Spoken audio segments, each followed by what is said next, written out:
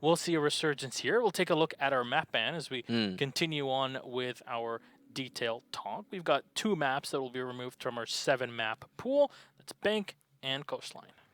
And there we go. The bans will start out with a Villa, followed by a Consulate. So Villa making a lot of sense. Consulate on Supremacy also making a lot of sense. Oregon on OrgLess also making a lot of sense. OrgLess have always liked that map, and I'm not surprised by any of this. We even see Clubhouse gone. Yeah, makes sense. OrgLess are a very strong team on border, and especially with their 2 substitutes, they're going to make it as favored to their side as humanly possible. And you know what? Of course, taking a map that you're more comfortable on makes a lot of logical sense. So border, we've seen a decent chunk of it this season, but it's been played very differently than what it was than how it had been in the past. As you can see, both teams have played the map.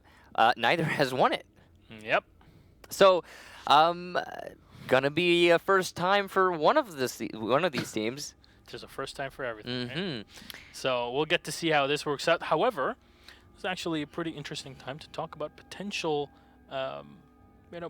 operator bans, because hard destructor bans on this. We've seen both even banned. Remember that? Yeah, we've seen Hibana banned singularly. We've seen Thermite by himself again, and we've seen both of them together on border banned. So let's just say that was a fun match. Yeah, we've had one match that was absolutely a real slog of a game in Latin America with those 2 operators banned. However, when we saw it in EU, Millennium against Vitality was bellissimo. It was an absolutely fantastic game with that fuse that was picked up. It comes down to the practice. Now, let's take a look at the community vote. Before we get to the actual match, who's going to win this? Go ahead and tell us. Looks like it's going to be OrgLess. Now, one thing to keep in mind there with that community vote, I don't think a lot of the people who were voting were aware of the situation when it comes to the substitutes. Yeah. This is a very, from my understanding, close, maneuver in terms of proximity to the actual match. So this change literally happened between last night and this morning. So that's huge. There was no time for practice for OrgLess, and this could. We don't know what to expect really, because like you said, Lazos played well, but. All that said, we'll get into more of it when we actually are playing the match, which we'll load into now. Again, border, and yeah, this is going to be a fun one. Yeah, we'll get to see the adaptations here. Maybe Supremacy can take their victory on this matchup. We've already seen Chaos moving up in the rankings by getting those 3 extra points. Maybe Supremacy, or French team, be able to do the same. And OrgLess will start with the ban as they are on the defensive side, and that'll be Lion banned out. Makes a lot of sense, especially when OrgLess are a team that like to maneuver around the map quite a bit. Ban an operator because you like to maneuver. Kind of an odd thing to say, isn't it? Yeah, I mean, it's an odd thing as well to have a wall hack ability, but what do I know? He's a fun operator. So, yes, Lion gone. We are now. Expectation here is for a hard breacher, Thermite, Hibana. We could see a multitude of other things though, like Glass. He makes a lot of sense. So we will see full hard breachers on border. I love this. I'm happy about it. It's cool to see that different playstyle come out when there's a hard breacher gone, but only when it's actually properly practiced. And it's not always. Yeah, it can get pretty sloppy. Like you said, there's Miragon. I'm stumped. It's crazy. How can I comment on this? It's terrible. I mean, Ekbar Maestro, right? She's the most banned operator, period. And then Maestro's gone. Poor Maestro. Now, no big turns or shifts there. Just the fact that we get a hard breacher, and that's the nice thing. Yeah, we get both of them, so it's great. Happy man. Yeah. We get to see, for once, standard play, as is very well known on border. You said before we've seen 2 hard breachers banned and it be interesting. Yeah. But only once before on border, and it was thanks to the Hicks fuse shield that was so good. So good. It was crazy. Fuse shield. That's so weird. But ventilation room workshop first sight for OrgLess, bit of an abnormality. Usually it's the top floor that armory, but they both work. I mean, the sites in many ways emulate each other. Yeah, and Castle, of course, being a big part of that hold. Interestingly enough, Chaos Chaos. KS. It's all right. We were just there. Yeah. KS will be going for the castle. He's usually the player on the Jaeger. Yeah, I mean, you gotta have to make concessions when you're talking about two substitutes. You gotta move people around. It's really, it's something. I've subbed for teams. I've been on a team that's had a sub before, and it's a tricky thing to maneuver. And it comes down to some really root issues. Like, for example, you could be playing on a team that you've never played on before, and you're replacing their main droner, the guy who gathers all the information on attack. And now you have to do that, but well, maybe you don't have as much experience in doing that.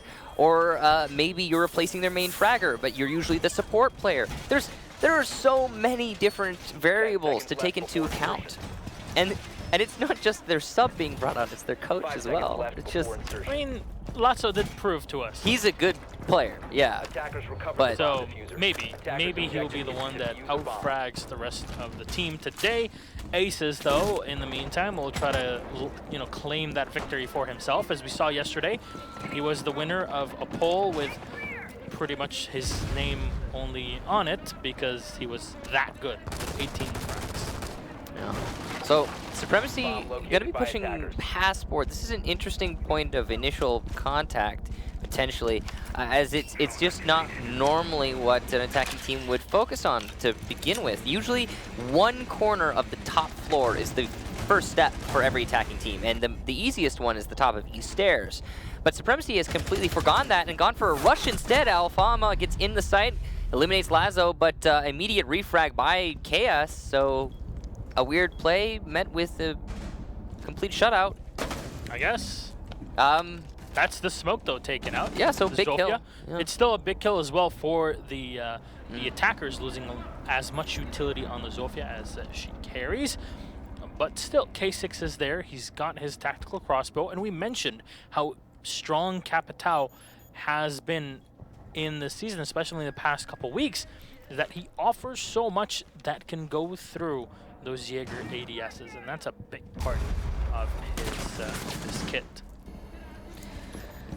Now, it's a very slow push following that initial rush. It's interesting to me that there was no support. I have to imagine if there had been, we actually might have seen more of a success story there from Supremacy, as there was only KS really in a position to deny the push. So immediate refrag onto him, you got site control. But now they have to worry about that vertical pressure that has been really well established by OrgLess. You can see they're waiting for those aggressive pushes now. Ooh, bad timing from Vale to come up the angle as Capitao challenges it. And he's established on a different angle, though, and narrowly missing the shots onto the Thermite. He has done a little bit of damage, but it's not enough to get a down or a kill. I see Rips even holding the second entry. KS spraying into the side of the wall. Hopefully that part of the wall does not get used against them, as Aces will find the kill on K6. Dejus taking down Rips, as Aces will get one more. This might all be up to the Ella, as the castle will take a lot of damage. Vale on the site, as KS will get one more, just somehow hitting the shots with the UMP. Aces is on the floor, as Kisco will come in. He's the last man alive, the diffuser in hand. Vale full on health. He's rotated back down. KS with 1 HP. You see the Smolt Mine will give out information for the defenders, as they know where Kisco will be moving in from, and Vale will land the last one on the Dokkaebi. OrgLess will take the first round. So despite those two substitutes, they prove that they do have what it takes to win rounds here. And not great what we just saw from Supremacy, because they were all over the place. You know, the initial strategy there was clearly, oh, let's rush the site, but there was absolutely no follow-up, which is odd. It's counter to what a rush strategy is. And then more importantly also, the push in through Passport was exceedingly slow. So the control they were trying to establish, it could have been done better if they had just gone a little bit faster. It was an odd kind of half in, half out type deal from Supremacy, and it ended up working against them. So, and then the follow-up from that, I mean, it was just a complete collapse from OrgLess. They read the take, and they were like, hey, they're just pushing in through Passport into open area. Let's all collapse on them. Let's hold angles on them. Let's just wait. And it worked great. Yeah, you mentioned the fact that it was I want to say a half-assed push. Zofia just runs onto the site, gets a kill, and then dies. And Attackers need to locate and defuse as many bombs as they can. why did that happen? It is a curiosity, that's for sure. And OrgLess are going to be happy about it, though. I mean, it was essentially just some utility loss, despite even, yeah, the smoke kill. Let's see, Lazzo as well reinforcing in the fountain. So they'll have standard setup here from the defenders. Aces yet again bringing the Vigil. I guess who wants to just get more and more damage done. Last round he was playing on the Ela. Again, sort of similar round, similar playstyle that you'll be playing alongside the Vigil. That collapse from the Ela from the East Stairs is the biggest thing for me, because and I really have to say this. Why not control of East Stairs, Supremacy? Why not?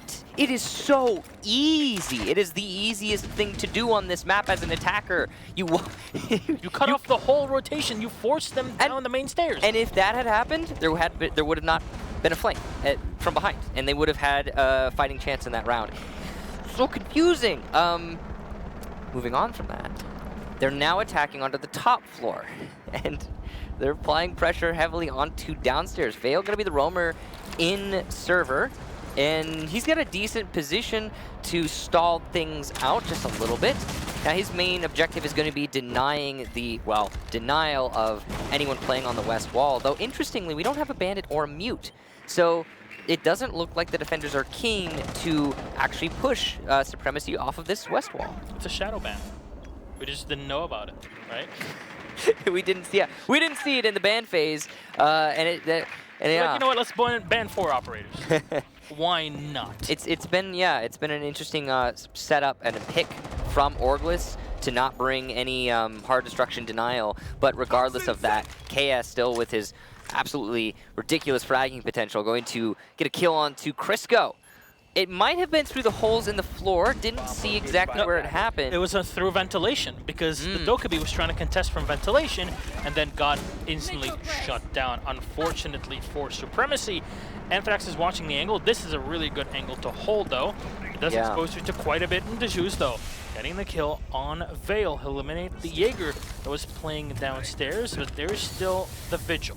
Yeah, so that Ace's roam going to be useful, but meanwhile in the site, Lazo gets it down onto Zofia, but the poor gas canister placement allowing the defuse plant. K6 gets 2, one of them being his teammate. Aces will get Dejus, so it's all up to the Capitao of K6, and he will have to hold against 3 defenders, but he's in a perfect position to do so. Aces coming from behind, applying that flank pressure, and perfect timing will allow a perfect headshot, and K6 goes down. OrgLess clutch it out despite the defusal plant. Yeah, very smart from OrgLess to not just, conga line into that diffuser, realizing, you know what, we got a lot of time with that diffuser being set on the floor. Let's just take it slow, and we'll get the kill and make sure that we can take out the diffuser easily. Yeah, it was a really well played retake, though. I gotta be honest. What's going on with the denial of hard destructors and then the denial of the defuse plant initially? And the denials of the team kills. That was on Supremacy side. I'm talking about OrgLess, but yes, K6, a little bit of a mistake there. Did actually cost them the round. If you had 2 attackers in that situation, one holds flank, the other holds defuse. It's round over. There's not much that OrgLess would have been able to do in that situation. But that said and done, the main thing for me, that I really want to question was how OrgLess set up their hold. They won it, sure, but no bandit, no mute, and then smoke for denial of diffuse plant, and then the smoke isn't denying diffuse plant. It's just an odd round for them. Yeah, no echo ban. Attackers need to locate. Yeah, no echo being played. It was odd. Yeah. It was kind of a low-tech defense. You know what, though, and I feel like I forgot this, while I'm laying into OrgLess there for winning a round. they do still have 2 substitutes, and there is going to be, I think, the biggest thing that is going to be upset for OrgLess is the operator selection. Yeah. When you're dealing with those 2 subs, you need to let them play what they can play, and that pool can sometimes be more limited than your main lineup. And here's the thing now, I think Supremacy are tricked by the fact that there was no Bandit or no Mute in the previous round. Now that the Mute is brought in, you can hold on to detention a bit easier, you can hold on to the Visa into customs wall a bit easier by just having a jammer in there. And you expose yourself so much trying to clear it out as an attacker, you're just not really going to go for it. But a big part of the attack is to take control of the security room here in CCTV. And you need control of this before dropping down. Yeah, so the way that this site is defended is just CCTV, like you said. That it's really, CCTV is the site. Now, the interesting thing about this site selection from OrgLess, of course, they have to go to something that isn't your workshop or armory because they've won those, but there's no Mira here. And Mira is one of those really essential operators on this specific site because you need that south-facing Mira window that allows you to deny the south balcony doorway, or pardon me, east-facing that allows you to deny south-facing. It's a little bit of an odd setup, but you need that one. And it allows you to hold on to CCTV a lot more efficiently, and no pressure in armory. Very odd. Usually armory is the first thing the defense will hold in this defense. Yeah, they did have one player in there. Oh my god, what? Aces, an absolutely insane shot through the melee hole that was pre-established to take out Dokabi, a huge operator to eliminate, and that is a nice play for OrgLess. Well, Supremacy is starting to clamp down. They've got some great control. DeJuice is in a good position to start fighting back and giving his team the advantage if he can only land those shots. It's going to be a difficult challenge. Very long angle, and with a hollow no less. It's definitely setting himself up to something that is very complicated to deal with, and you already see the smoke setting up holes and even just looking up the hole before they push in onto the site, and that is Latzo, who was preoccupied looking into CCTV, the entry of it from the armory. He gets taken out there, and K6 will get the second. DeJuice with one more. The Ash working out. ACOG, Hollow, all be damned. He'll still hit the shots. He leaves Rips and Aces. Last two alive. DeJuice getting one more up in the supply corridor, and now it's all up to Aces with a 4 left to Supremacy. K6 though will land the last kill on the Capitao, and Supremacy just walk in. And you see, even there, one of the 2 hatches in CCTV was reinforced. Yeah, and I gotta be honest. The setup from the defense from OrgLess was just weird. They weren't holding armory. That's one of the most important things that you need to hold in order to hold CCTV by extension. The reason being is it denies that flank. I mean, you saw from Supremacy them applying so much pressure. They came in through armory to take CCTV. As soon as they had that, simple thermite, you know, the opposite direction of what you're used to, but a simple thermite into the CCTV wall forces all of the defenders to fall down. Yep. And in the middle of falling down, they were caught. And that's all because Supremacy established players to watch for that rotation. So OrgLess really got torn to shreds, and they didn't have a lot of their basic stuff covered.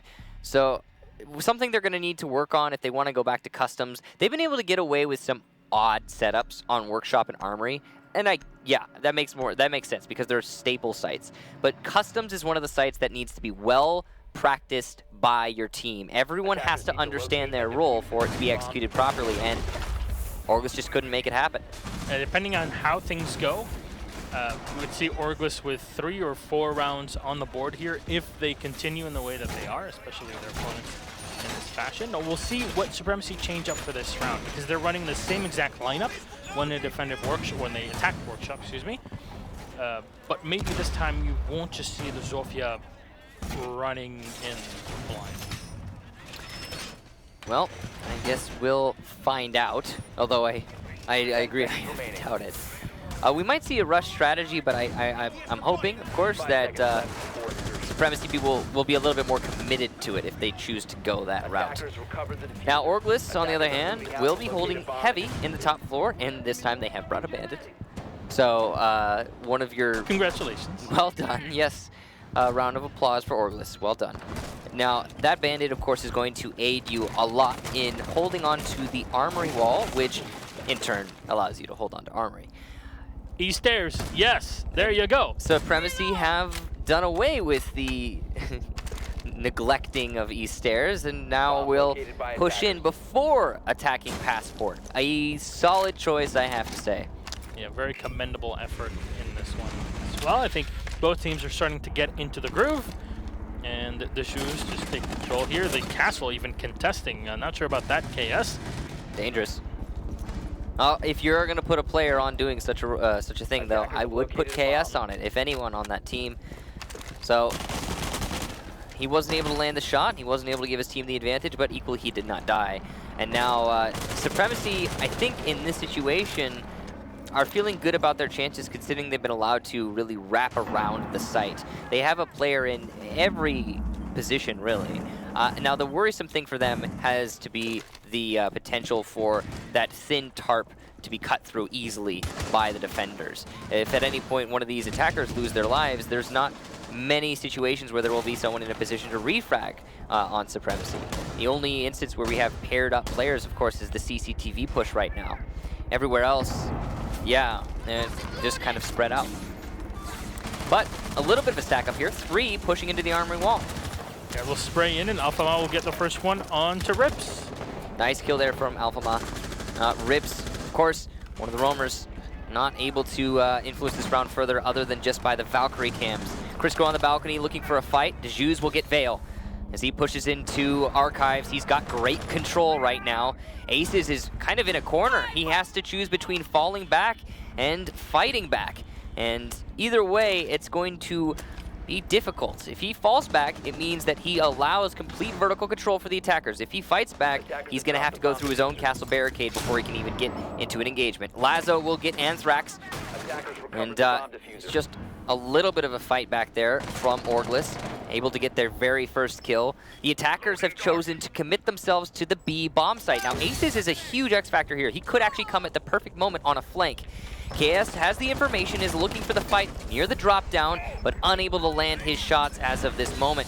Above, Aces able to deny the vault, and a second for Aces into Archives. The defuse plan is going down, but a third for the Bandit. And it's all up to Dejuz now. It looked like Supremacy had it, but KS will shut him down, and OrgLess will take yet another round.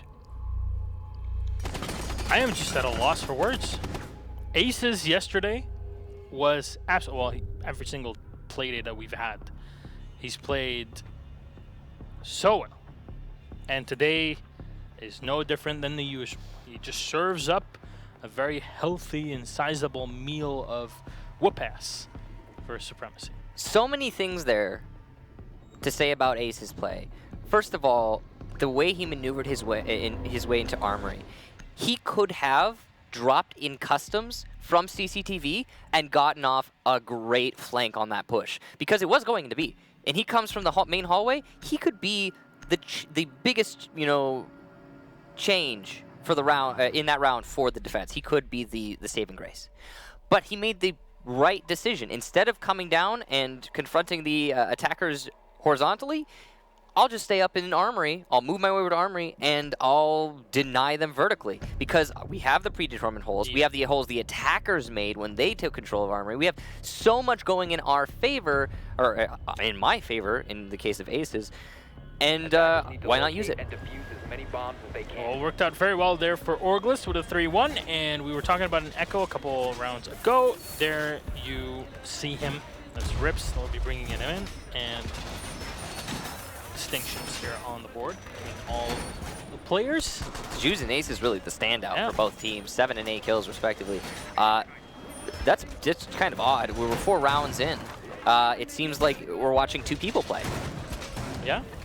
Now, the big thing to note is, of course, it mostly comes down to support play. There's a lot of other stuff that's going on other than those frags. but when you see someone walk into a site and just start destroying their opponents, or walk above a site and hold a push from the attackers, almost single-handedly, that's what we're talking about when it comes to singular performance. Yeah, that's very, very impressive. And the thing is that he'll do it consistently.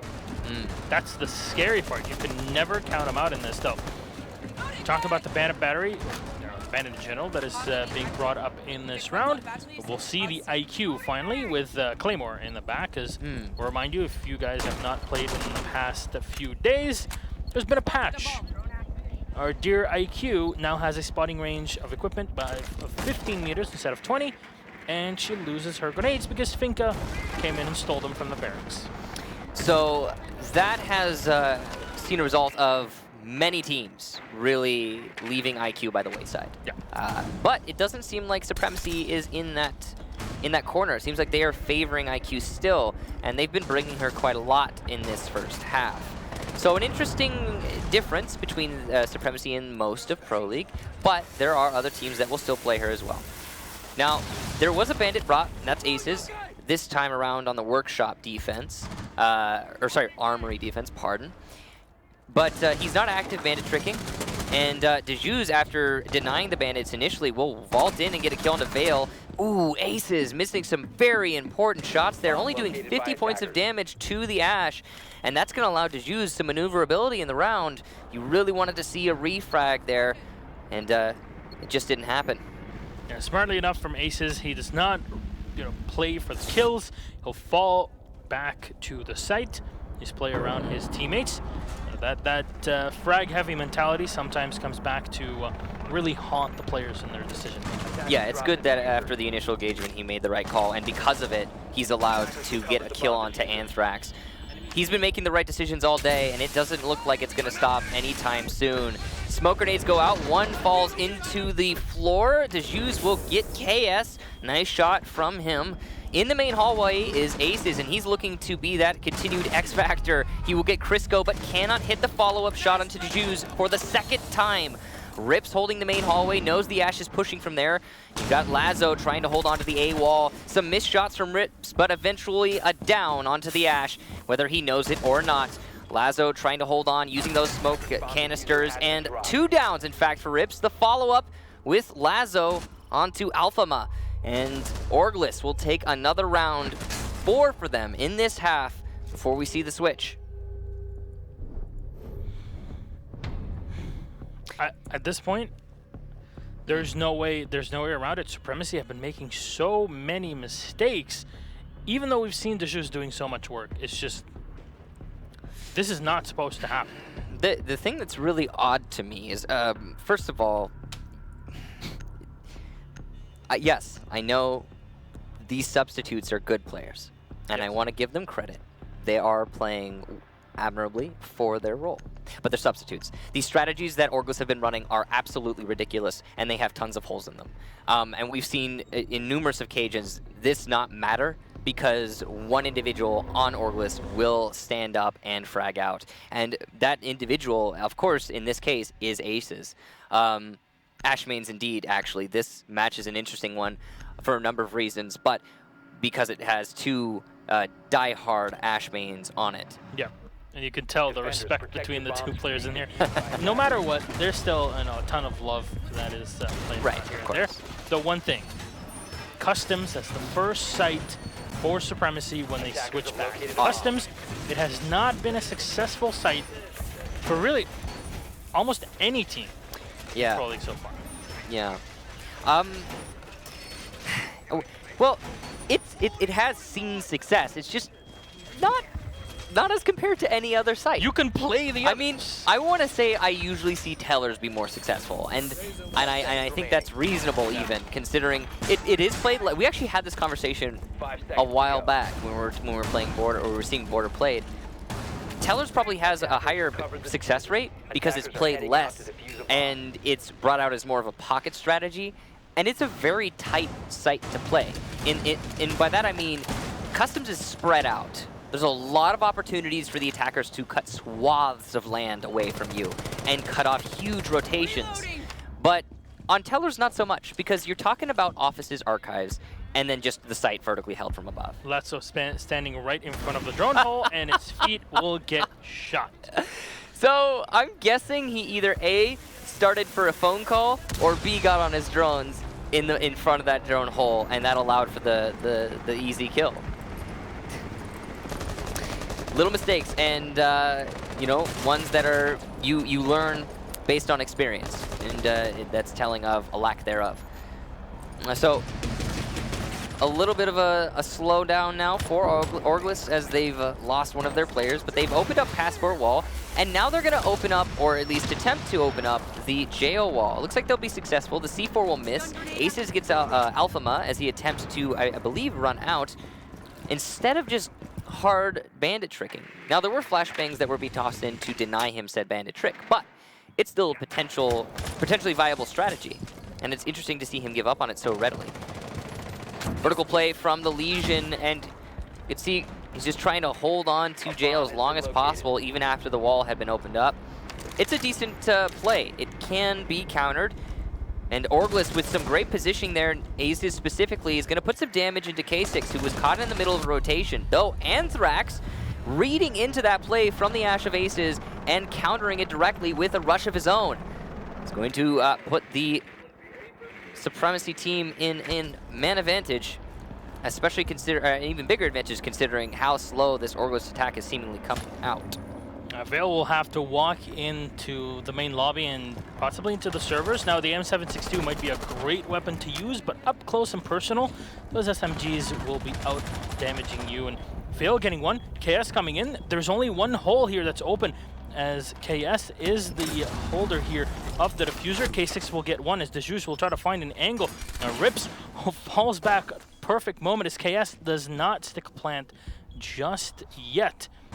There's two angles that can be used from above in the CCTV, and there's 28 seconds left on the clock. They're going to try to burn as much time as possible as the last EMP will get thrown in. Rip spraying into the side here.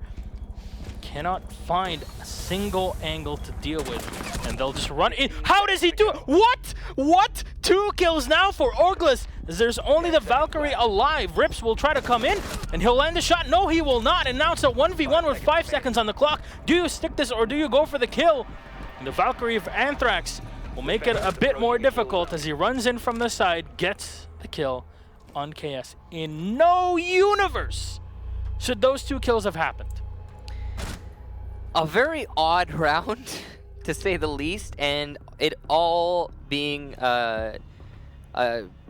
due to Anthrax's plays. If Supremacy would have lost that round if it weren't for Anthrax and Anthrax alone. First thing he did was he disabled the flank crossfire from the Ash inside of a workshop server, and that's a hard fight to win. But he just forced it out and he won it. Second thing he did is on the retake, when confronting the Thatcher, who is in the most important position there of the round, of catching the rotation from that Valkyrie, he did a bit of a swivel turn, flick, sort of win onto the Thatcher. It should have been Thatcher's kill. It just didn't happen. And then the follow-up was he played the timing perfectly into that plant. KS had no options there. He had less than 7 seconds on the clock, which means there's no world where the Valkyrie goes out before this clock hits 000.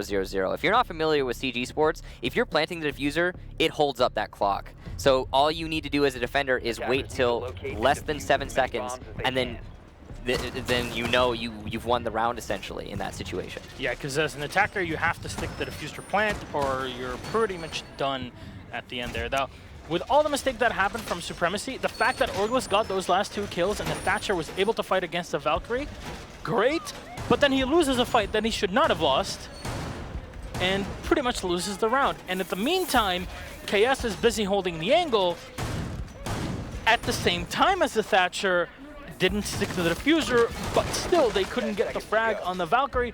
I don't know. Just honestly, I am baffled. Layers of just weird stuff. Yes. Just things you don't see in CG Sports usually. And that's coming off of the match that we just witnessed. Chaos versus Mocket. Supremacy versus OrgLess now. Just as wad. Just as weird. So many mistakes being made by both teams. I want to attribute it to the heat in Europe. That could be it. That could There very you well go. be it. No joke. That could be a huge factor. It is, from what I've seen, even in Germany, it's between 30 and 36 degrees at least. A friend in Cologne is telling me it's 36 degrees, so that's pretty darn hot, I'll tell him. We're pretty deep into the evening here, and it's 23 in Poland. Poland!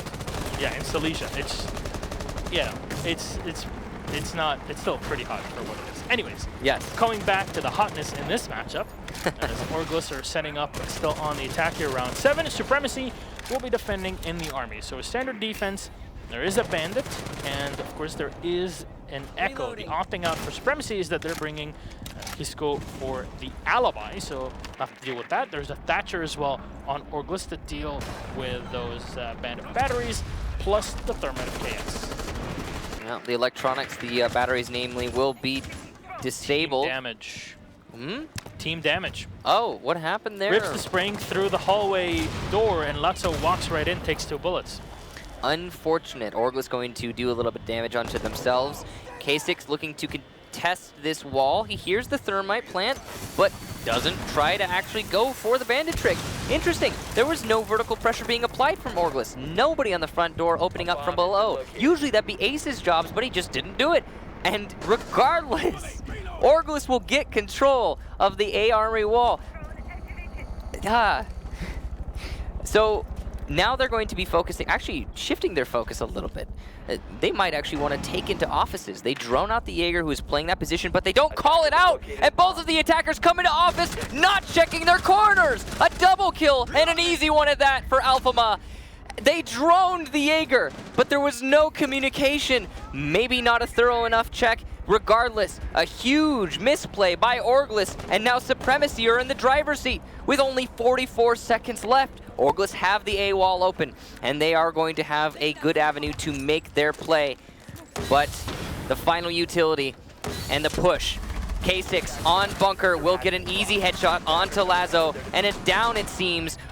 Rips also eliminated. K6 now the final attacker, or KS rather.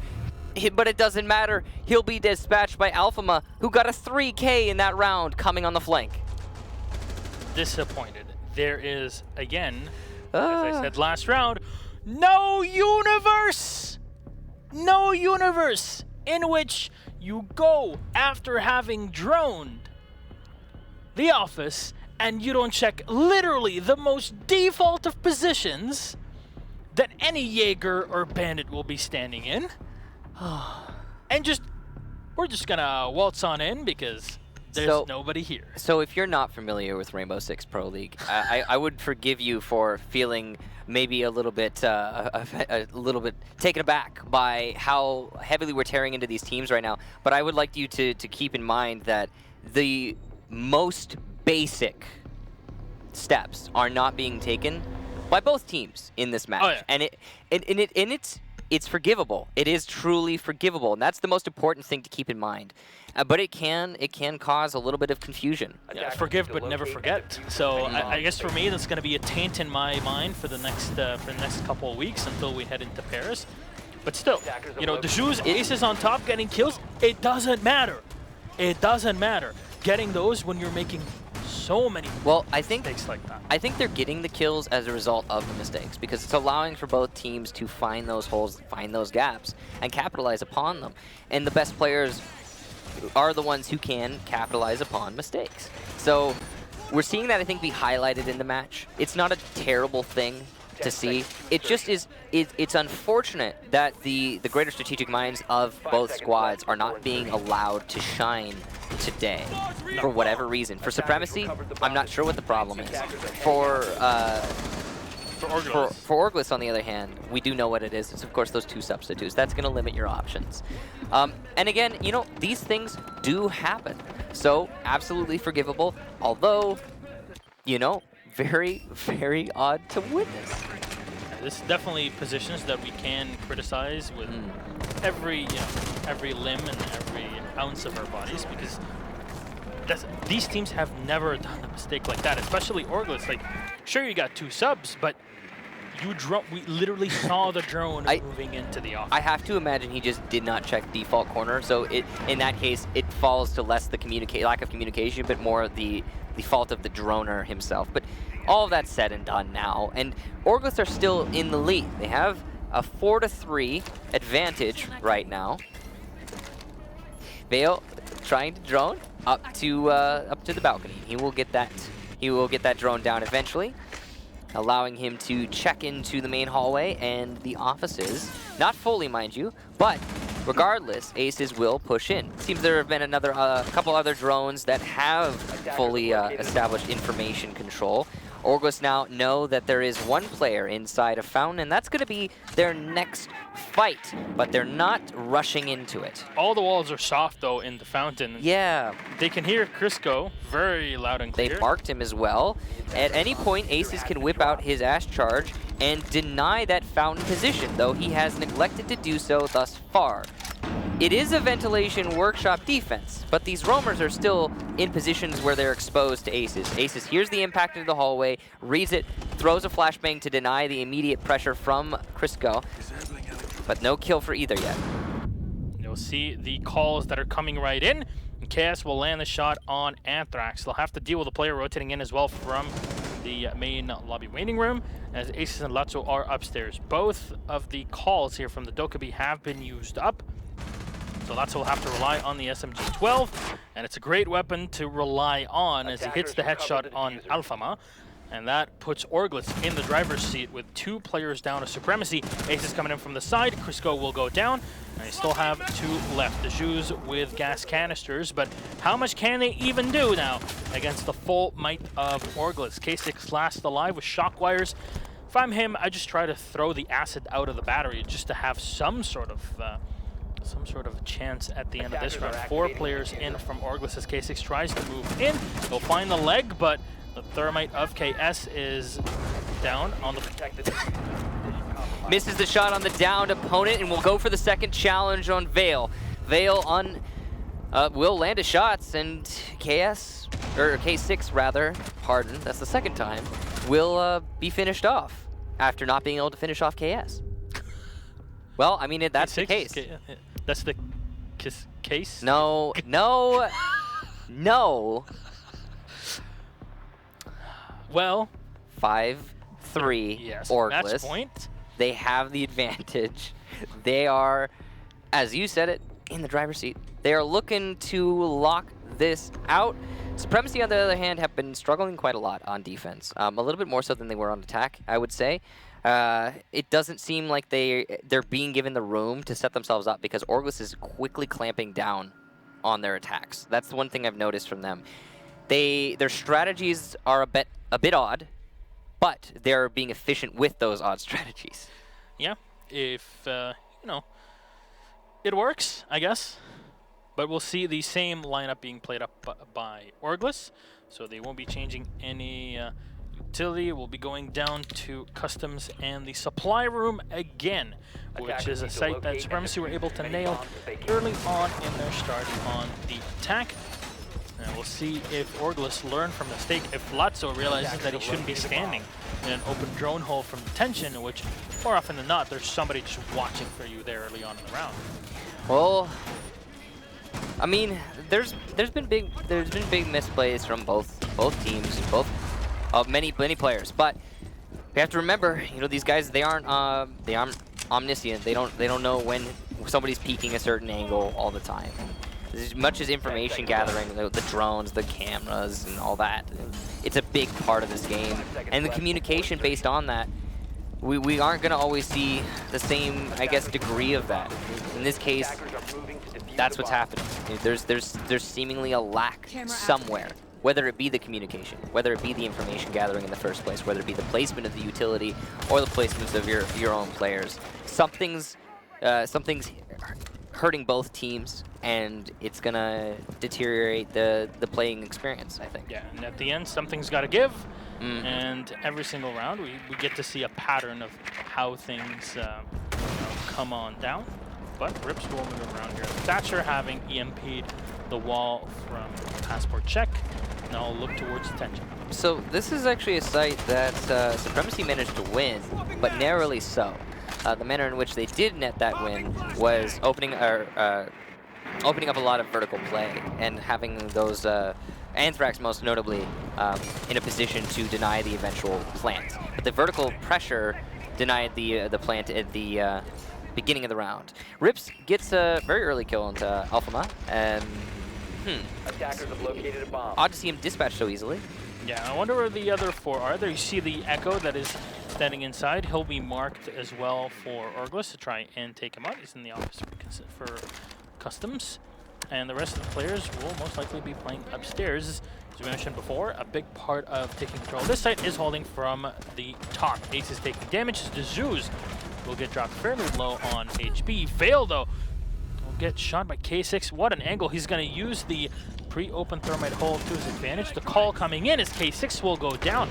Aces flicks into the office and gets the shot. It's a 4 versus 3. So you'll see the players upstairs. Lazzo getting the information on those defenders. Aces with one more on Anthrax, and it's looking like game ogre here. We still have one more. Lazzo coming in to finish it all off. Kisco will go down, and that is Supremacy out of this matchup. They'll stick to their 8th position on the board. A 6-3 win from OrgLess, but that was Something. a sloppy Joe. Yeah, for both teams, truly. I do have to commend, though, one thing in particular, OrgLess's ability to adapt based on their prior experiences in rounds. For example, that last round, their attack onto customs.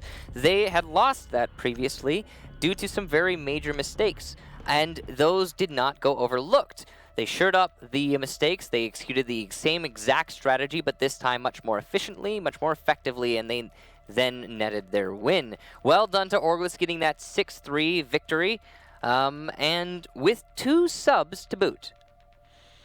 Yeah, and that's